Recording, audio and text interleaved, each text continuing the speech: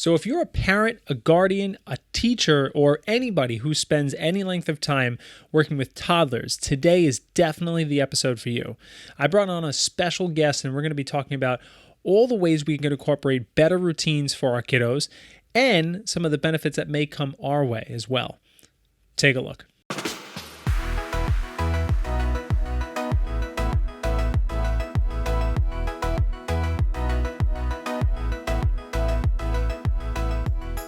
Welcome back to yet again another episode of the Upgrade My Rituals podcast. My name is Kevin McKella, the host of the show, and this is the show for high performers and stressed out overachievers who are looking to design their ideal day. So instead of trying to create, 27 million different new habits, we're looking at a system that incorporates all of the parts of their lives that they want to actually improve. Their family, their career, their health, their mind, their body, all these things, and we ultimately create a system of routines where we can follow, where our head hits the pillow at the end of the day and we feel great about what we actually accomplished and where our life is headed. And today I have a very, very special guest that we're going to be talking about regarding children's routines, and more importantly, young children. We're going to talk a little bit about very, very young toddlers to older toddlers, specifically today, even though Jessica Irwin, which is our guest, works with actually a wide variety of different age children's. Jessica is actually a pediatric occupational therapist. She is a childhood routine expert, and that's why I brought her on. But more importantly, she is a mom, and that is the most important because that gives us context of what she's actually going through. She has a lot of experience in daycares and preschools and elementary schools, in private practice, and most importantly now she's working as her running her own business rooted in routine, which we'll definitely talk about today. But without me blabbing on anymore, I'd like to introduce Jessica. So Jessica, how are you today? I'm doing well. Thank you so much for having me. No, thank you for being here. So I am very, very happy to have you because I saw your stuff online and I really thought you I can tell right away you know what you're doing. You know how to build and establish momentum for children. And I think the most important thing I want to jump into today with starting this conversation off right is why? What's the importance of building a routine or routines for young children?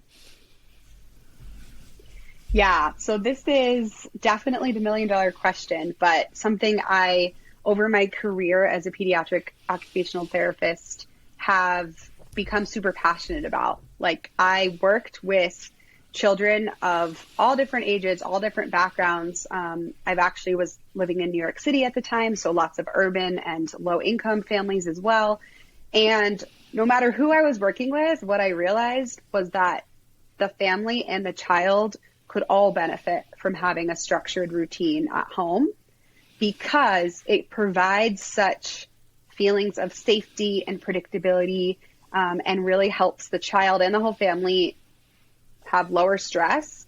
And when all that is taking place, the child can really thrive to the best of their ability. I saw without that, we were kind of like climbing an uphill battle that we were never going to reach the top of. So predictability and certainty is something that children crave, apparently. What happens when they don't get that? Like, what are some of the effects that you might see, and we say to ourselves, why is that child acting that way, when it really is just a lack of structure? What happens often? Yeah, so scientifically, the nervous system goes into fight or flight often. And that can happen with adults, really, any person. All humans really do crave structure and consistency. Of course, some people really crave it more than others, but we all do to a certain extent. For a child who is living in a very unpredictable environment, especially young children like our 1 and 2 and 3 and 4-year-olds-ish, what we would see often is, I don't like this term, but in the child development world, we sometimes say behaviors. So tantrums, things like excess crying, excess screaming, or fighting, or hitting, kicking, all of that, which is also very normal. I don't want you to think that if your child is doing that, that something's wrong. Very normal. Trust me, I have an 18-month-old, but we often see increases in those things. And then it also can lead to things like poorer quality sleep, poorer quality, just day-to-day play or eating. And those are like really basic things, but when we don't have that, everything else becomes harder. So I hope that answered that question. Absolutely. It's because it's kind of the way I asked it. Most of the people listening right now was like, "Oh yeah, they're going to act out." Now I'm curious though. Right. You said we don't like using the word behaviors. I'm just curious for my own education here. Why is that a bad word? Well, yeah, this is actually a really interesting topic to me. Sometimes in the child development realm with pediatric professionals, when they say that, they're typically referring to negative behaviors, because everything we do, everything a human does is a behavior. Right.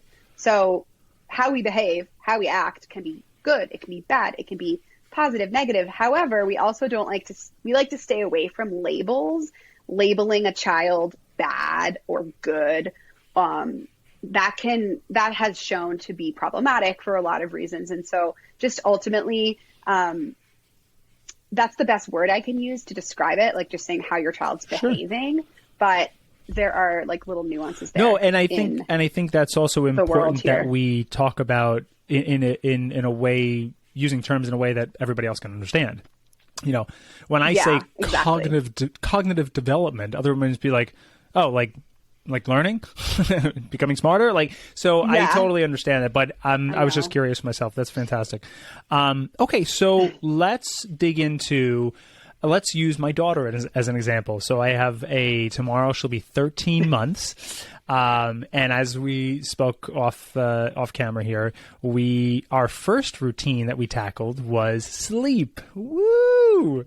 And we used a program that you're familiar with, and it was life-changing. Like a sleep training was life-changing. So right now we've developed, she's in the mode where she's probably just about to transition out of 2 naps per day, because right now my wife's home and she's supposed to be napping, and she had a decent nap the first one. Second one, she's like, dude, I'm not tired. And what the great thing is that she's not screaming. She's not in her crib screaming her head off. She's literally almost laughing and just playing with herself, and it's the cutest thing ever. But she's just, not sleeping. But we have a nap time routine.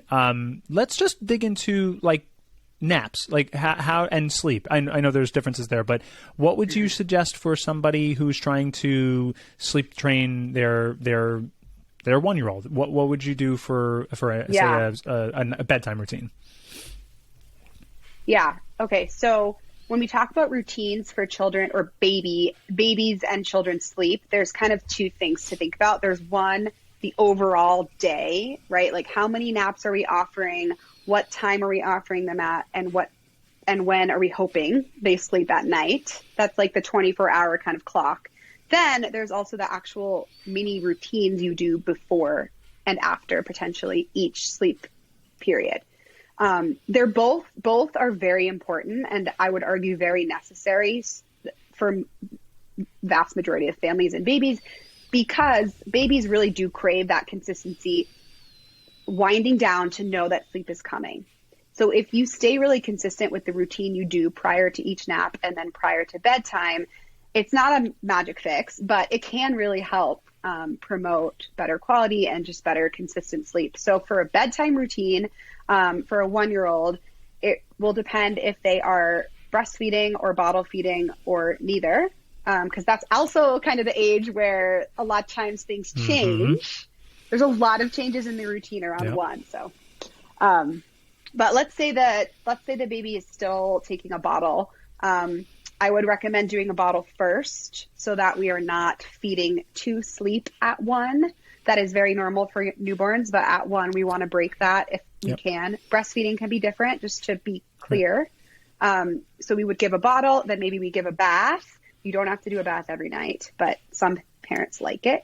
And then the basic stuff, I'm such a fan of the basics. Like, I'm not into elaborate routines or long things. No parent has time for that, but the basics are still really important.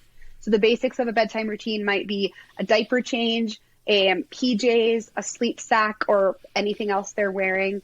And then 1 or 2 books, maybe in a chair, some snuggles, maybe a song or a lullaby, and then down in their sleep space. Also a big fan of white noise. I like to say that. You literally nailed our entire routine exactly. Yeah, but this is exactly why I brought you on, because I wanted to not only let people know that you are the real deal, but like there's so much that goes into this, because I've asked the same question and my daughter was 2, it probably would be different. Mm-hmm. Yeah.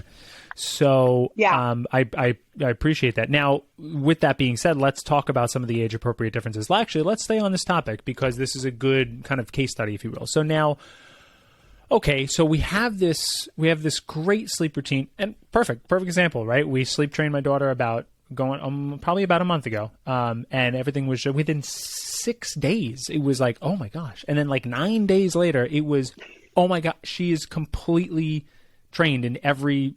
Like, I mean, we were doing this thing where we were sneaking out of the room, standing there for half an hour, rubbing her back, trying to sneak out and we were like ninjas. We were learning what areas of the floor creaked. I mean, like I'm sure there's like some name that's like the creak challenge or something, because it's just, I'm sure many parents have experienced this, but it's like within about a month of doing that, we were like, all right, this is clearly dumb.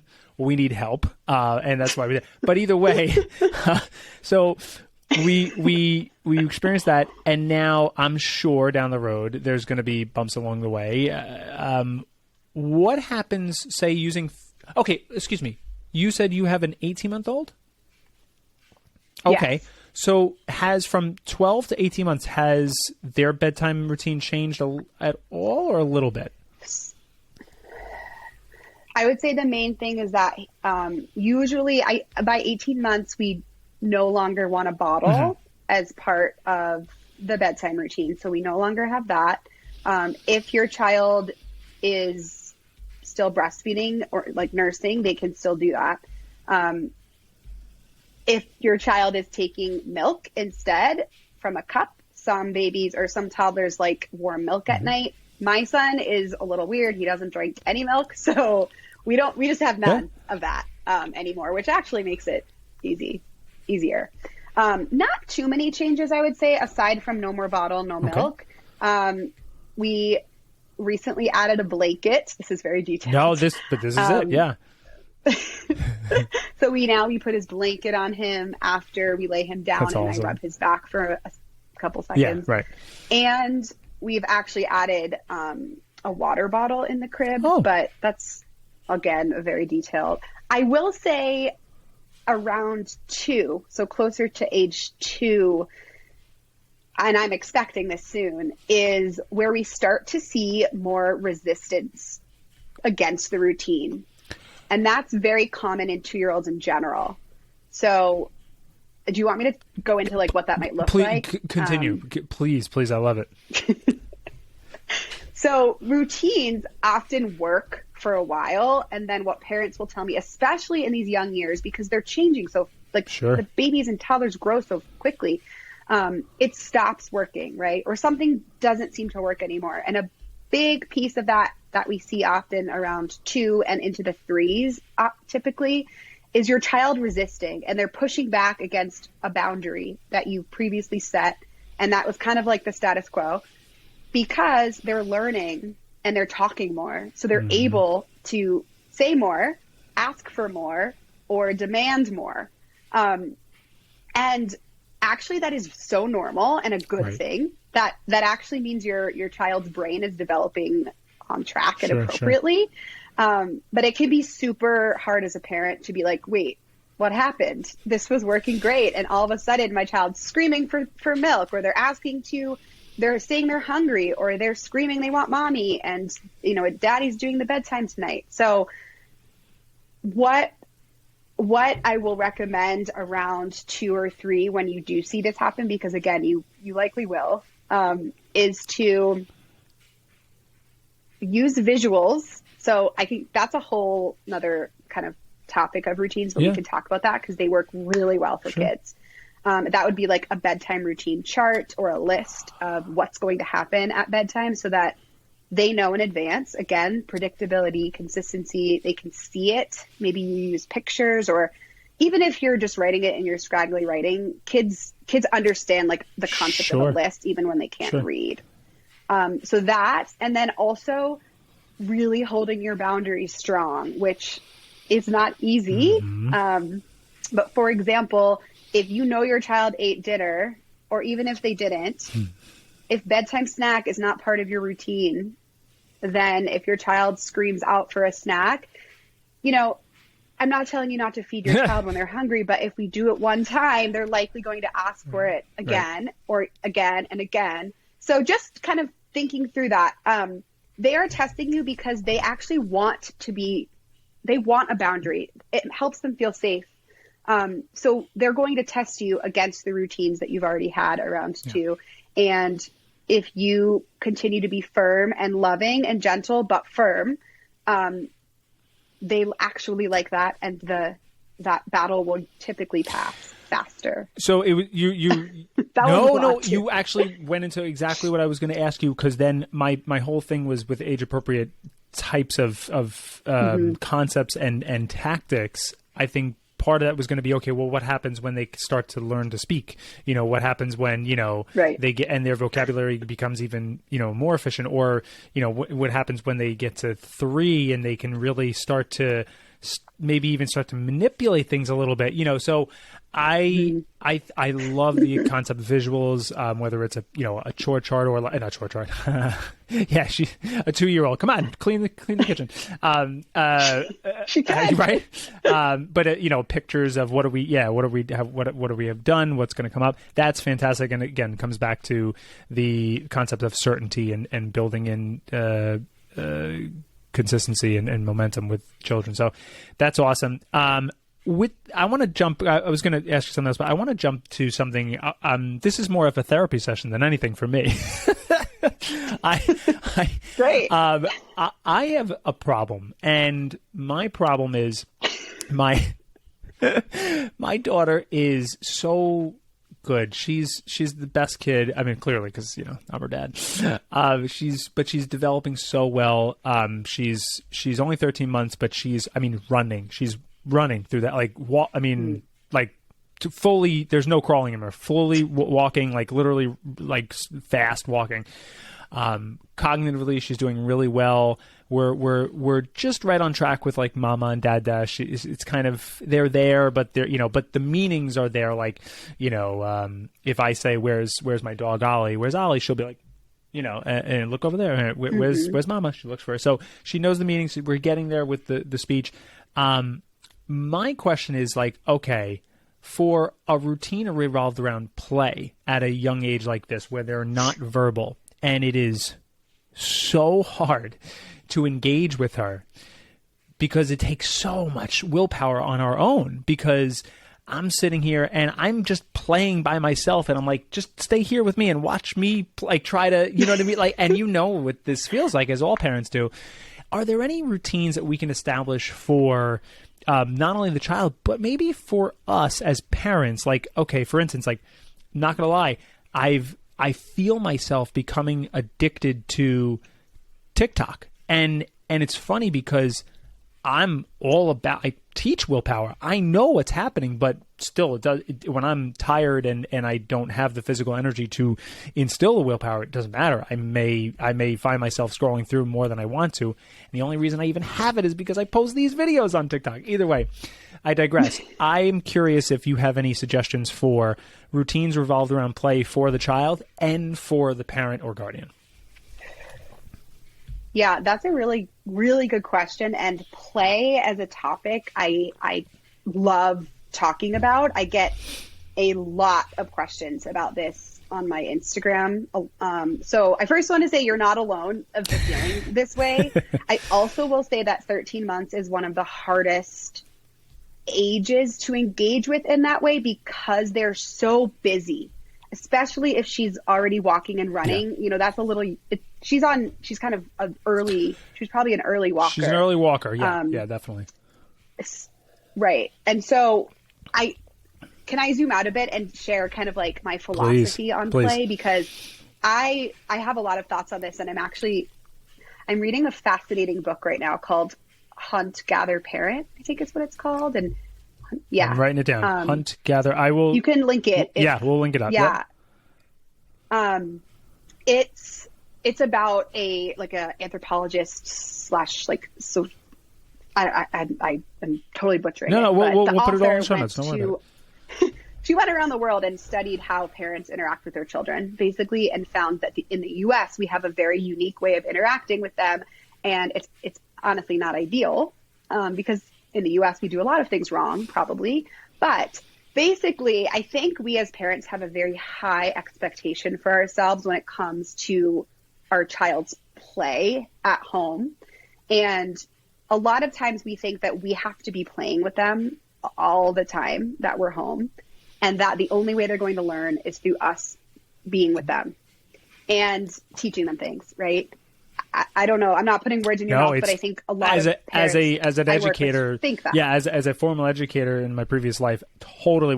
And what's funny is that also I'm a music educator. So what I find good is that in the pandemic I picked up the ukulele, which I'm a brass player. I've never touched a string instrument in my life, so it was fun being like a complete beginner. But either way, I got to a point where I was like, oh, I can play, I know how to structure chords, blah, blah, blah, and I could play like all the children's songs. So that's great. So I do play ukulele like almost every day for her. And it's like, okay, it's music time. We sit her on her little couch. But then like within 30 seconds, she's like staring. And she used to come up and want to touch it. And that was great, but now she's like, and I'm gone. And I'm like, no, come back. Yeah. So. Yeah. Yeah. Well, that gets into attention span, which is also a topic. And that's very normal. So 1-year-olds have a very short attention span. I would argue they have a shorter attention span than a baby, because a baby, especially a non-mobile baby, right, who's just kind of like sitting there, can pay attention to something for longer. But 1- and 2-year-olds particularly have the lowest attention span, and that's very normal. So there's nothing wrong with her not wanting to pay attention to music. Also, kind of going back to what I was talking about before, is that we actually know that children's brains develop largely through exploration, meaning them wandering around the house, playing with like a list, random objects is actually very, my son's like, he's into like the empty tissue box and like putting things into it. That is actually them learning. Great. And it's really important for them to have free time, if you want to call it, where they are free to explore and nobody's telling them what to do, or we're not trying to correct the way they're playing, or we're not trying to tell them what a better way or how to do something is. And so I think in our society, especially in our education system, you may agree, they have changed the the educational milestones in kindergarten. I think I know what you're talking about. Yeah, like it's harder. Basically, you have to learn, you have to know more to graduate kindergarten than you ever did before. They're teaching letters and colors and numbers and reading and writing way earlier than our brains were actually meant to learn them, and it's actually having a detrimental effect. And kids really need to play freely. So, first of all, it's okay that you don't feel like you can play with her all day. I think that the emotional connection of being together and enjoying something together is more important than like what you're actually doing or playing with. So I do always recommend, I call it like connection time. If you can have 5 to 10 minutes of connection time with your child, no matter their age, in the morning, that can really set the day off on the right foot. So for example, in our morning routine with my son, we either, I'll pick him up and hold him and look in the mirror together. And we're just kind of like smiling and maybe singing for a minute or two, but it's a way to connect. Or lots of toddlers like coming into mommy and daddy's bed in the morning and maybe you snuggle, or maybe you like just talk, and that's a great way to connect. But you don't need to spend hours on the floor playing with them, like Legos and puzzles and all of this stuff. The pressure we feel to do that can be worse. It can have detrimental effects on our stress. Right. And I think, right, like, and our stress levels as a parent then immediately flows into like our ability to parent our child. So I'm working on like lowering my expectations of not feeling the need to set up activities for my son at home. Like, he doesn't need fancy Play-Doh trays. Like, all these things. I don't know. I do, but like, you know, they're fun, and I'm not bashing that. Like, if you like that, if you truly are a parent who likes that, because some parents do, like, by all means. I'm like, part of me is envious because my house is not the cleanest and I don't have the fanciest like art activities for him. But they're really not needed. Children for thousands of years and generations, they really just watched adults do things, and that's how they learned. And they didn't have fancy activities or like, you know, hours and hours of play because the parents were working in the fields or whatever they were doing. Not to glorify that too, because we've learned a lot since then and we can always improve generation to generation, but I think it's finding a middle ground. Yeah. No, it's 100% because the stress, first of all, kind of tying this back to the sleep training, I became such a better parent when I was getting, almost perfect sleep. I mean, it's just, for me, unfortunately, I need a lot of sleep and consistent sleep. So when we were having a rough time, I mean, it was a rough cycle because I didn't have the energy to engage with her. Then I felt bad about not engaging. That, you know, is a whole thing. So I am glad that you set the tone for, you know, the fact that it's a little bit easier to forego, it is a little less. We don't have to put so much stress on ourselves. So I appreciate that, but because that's good to know. Let's do a couple of things. I definitely want to touch on troubleshooting. I want to ask you the fact that, let's keep going on this topic of play. Okay. So you've set up some type of routine. It doesn't even matter what it is, revolved around play. And we could use maybe an older child to have a little bit more context here, versus, you know, we're having free play. We set up this routine. We want to do something and we want to play, and it doesn't, whatever it is, but we want to play each day, however you structure that, but it's just not going, it's not going your way. And it's consistently not going the way you intended for it. What happens? And maybe you can give a better example, but like, how do we troubleshoot the failure of a routine that we thought we had in our mind? Yeah. So I guess an example could be, tell me if I'm on the right track, but like, let's say after breakfast, you have like maybe a 3 or 4 or 5 year old, and you like set them up with an activity, like a play activity, like maybe coloring something or stickers or a puzzle or something. And I think and I get asked about this a lot of parents wanting their child to play independently. And maybe the problem is the child keeps getting up and like running over to you or becoming upset or becoming frustrated with the activity because it's too challenging or they can't figure something out. There's a lot of ways, right, that could go off your expectations. I think whatever we think about troubleshooting, first of all, I do think the parent's expectation is number one. So I think in parenting, like, it's I kind of joke, but kind of not. We have to lower our expectations across the board. When we go into something thinking it's going to be perfect, it will likely never be perfect. And so we will feel let down every time. And I'm learning that personally, even though professionally I've seen that for years. So first of all, the way a child plays with something does not have to be perfect. And the way they're doing it doesn't have to be the way the activity was intended. So I always say that if your child's trying to do a puzzle and let's say they'd rather bang the pieces together, or like flip them upside down, and they're not trying to put them into the Like I'm talking about Slots. a board puzzle, where there's like or slots. So I'm in 1-year-old mode, like slot. But yeah, sure. Yeah, exactly. It's okay. Like we don't need to correct them and show them the right way to do it necessarily, unless you feel like they're open to it and want to see, and that's okay too. But it's okay. They're learning no matter whether the activity is completed correctly or not. So that's a good thing to know.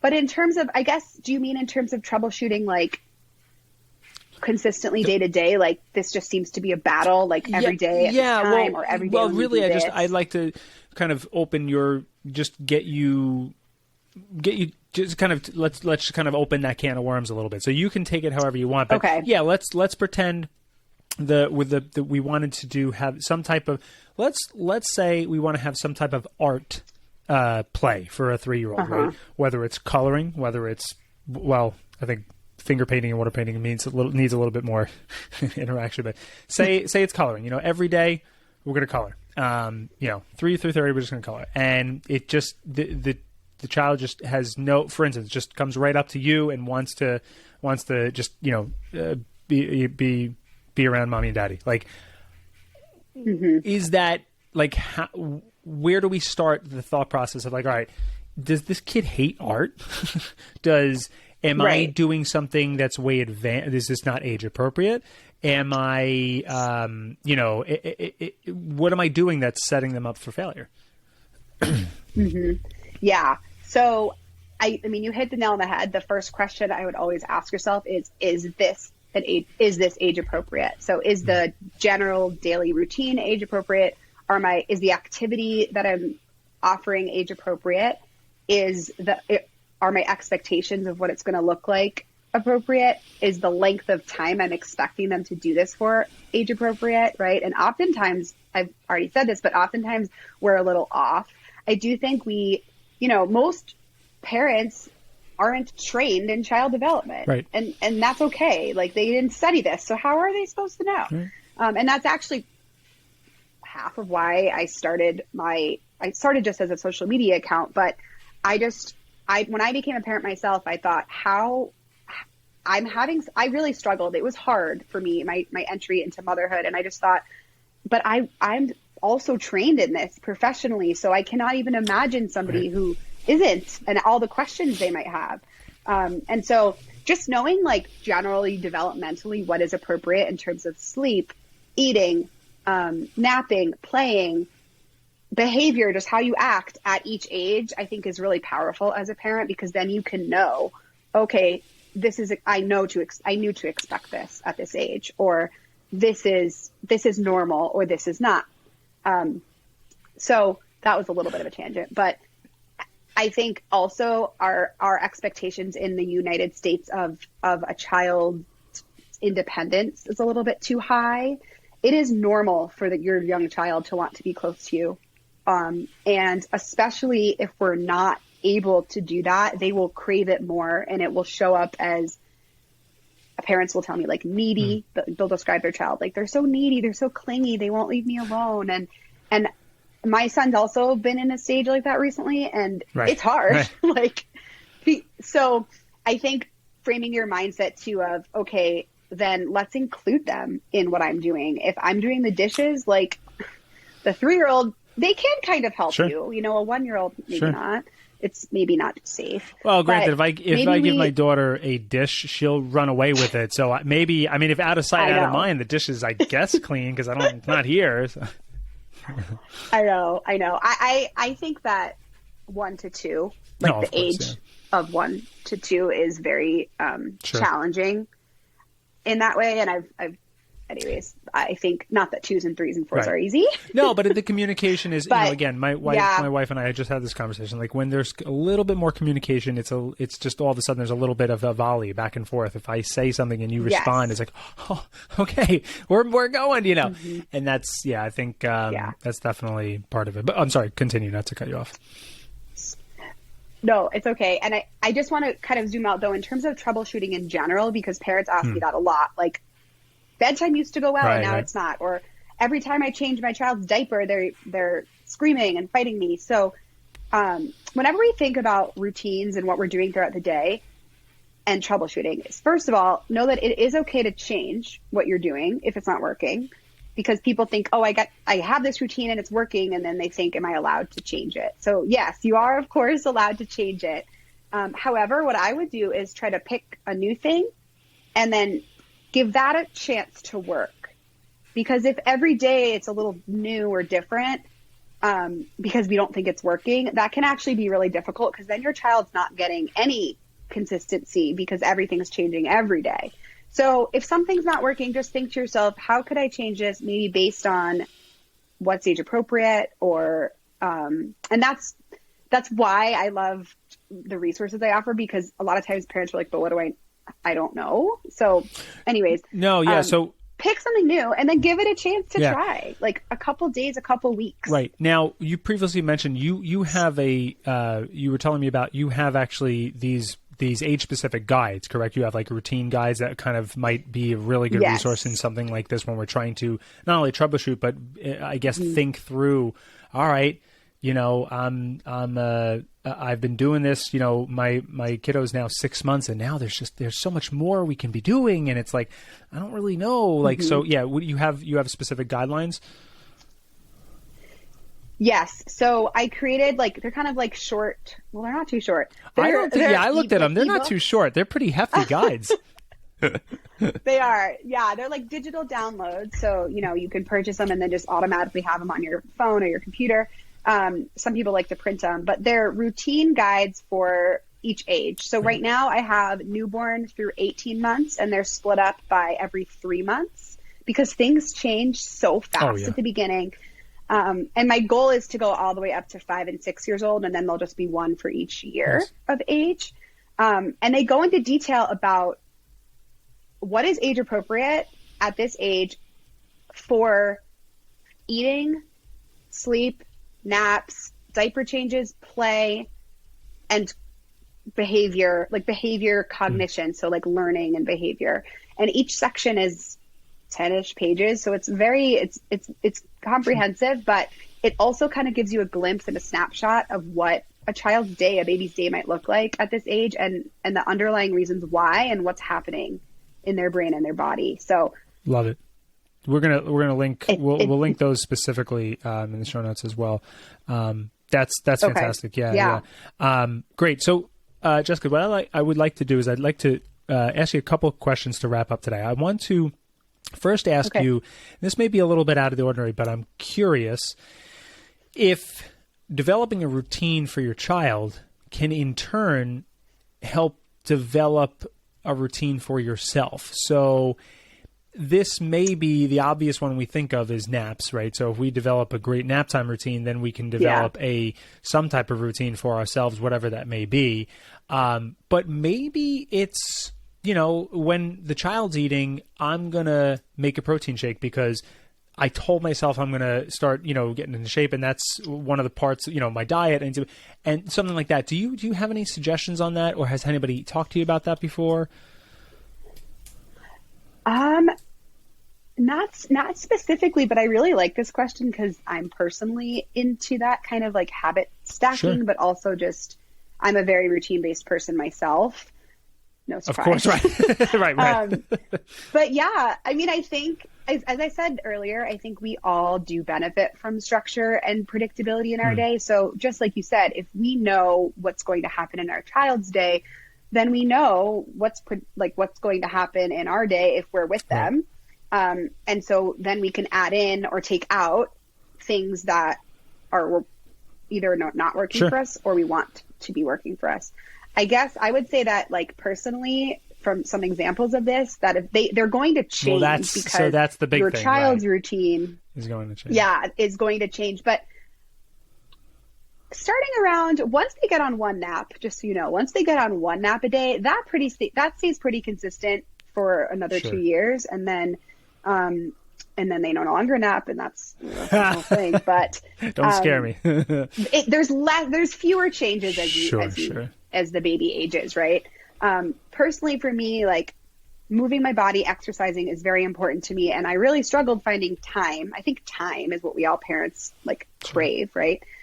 I struggled with that at the beginning, and then I think when my son was about 6 to before he started crawling, so maybe 5 to 8 months, I got into this great routine of every morning I give him his bottle. Once he was finished, I would sit him on the floor and I would do a little 15-minute workout, and he would just sit there and watch me.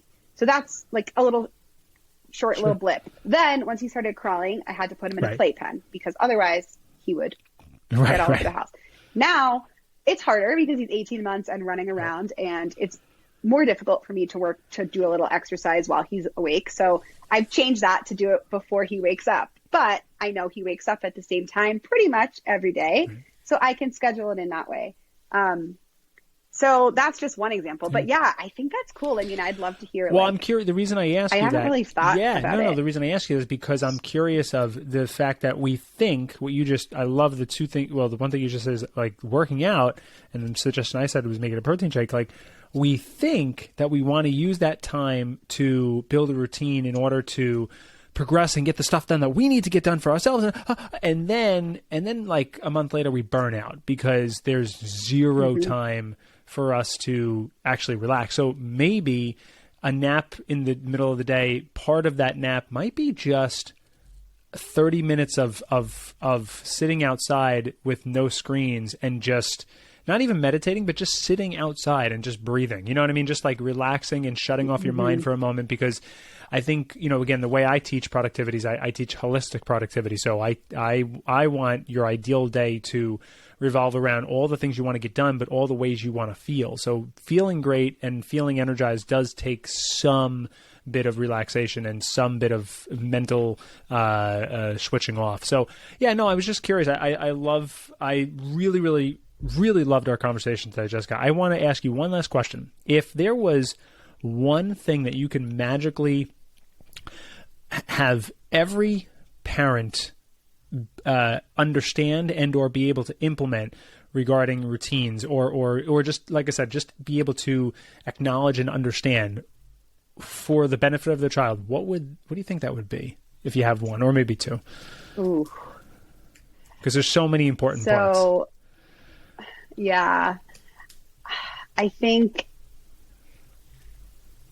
there's so many. I feel like this question, I feel like if you asked me this every day, it would change. That's fine. I don't know. I'm really into this book I'm reading right now. So the first one that comes to my mind, because I've been trying to implement this with my son again at 18 months, which is difficult, but allowing your child to help you, like allow them to help you around the house from a very young age, instead of saving all of that for nap time and bedtime. And we kind of just touched on this, because you will burn out, as we just said. If you save all your chores and all your work for only nap time and after they're sleeping, you will feel like you have zero time in your day to do anything. I've been there. I recently made this change.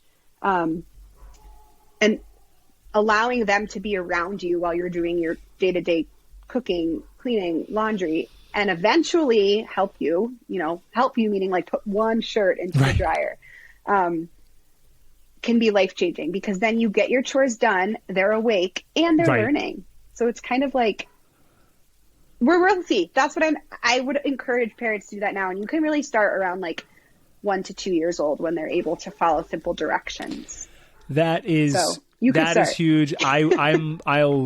It's funny because I feel like we're just on the cusp of that, because I ask, if my daughter picks something up, and my real purpose is actually to make sure it doesn't stay in her hands, like, and she's not really supposed to be playing with it. If it's a coaster with sharp edges, I'm like, hey, can daddy have that? And she'll come over, and give it to me. I'm like, great. But I'm like, oh wait, you understood that. So I'm going to set you up with a chore chart. No, but, just asking him to throw a tissue in the trash. Right. Do that. Right. Yeah, no, because that'll morph into some bigger help.